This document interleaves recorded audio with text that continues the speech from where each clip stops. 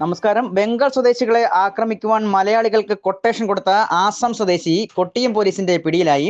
കഴിഞ്ഞ ജൂലൈ മാസം 28-ാം തീയതി രാത്രിയിലാണ് കൊട്ടിയം പീടികമുക്കിൽ താമസിക്കുന്ന ബംഗാളികളെ ആക്രമിക്കുന്നതിനായി മാടനട സ്വദേശി ഒന്നാം പ്രതിയായ ഷൈനിന് ആസാം മരീഗാവ് കച്ചാരി ബോറിയിൽ റോഷി ദുൽഹക്ക് കൊട്ടേഷൻ കൊടുത്തത്. ആക്രമിക്കുവാൻ വന്നവർ വീട് മാറി ബംഗാൾ സ്വദേശികൾ താമസിക്കുന്ന വീട്ടിലെത്തി ബംഗാളികളെ ആക്രമിക്കുകയും അവരുടെ മൊബൈൽ ഫോണും പണവും അപഹരിക്കുകയും ചെയ്തു. തുടർന്ന് നടന്ന അന്വേഷണത്തിൽ 5 പ്രതികളെയും കണ്ടെത്തി പോലീസ് റിമാൻഡ് ചെയ്തിരുന്നു.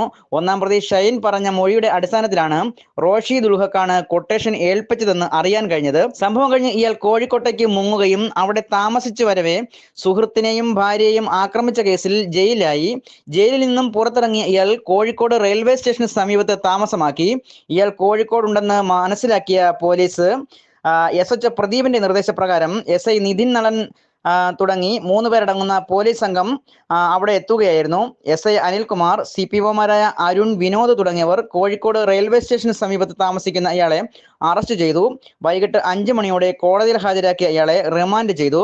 റോഷി ദുൽഹക്ക് നേരത്തെ ആശ്രാമത്ത് വാടക വീട്ടിലായിരുന്നു താമസിച്ചു വന്നിരുന്നത്.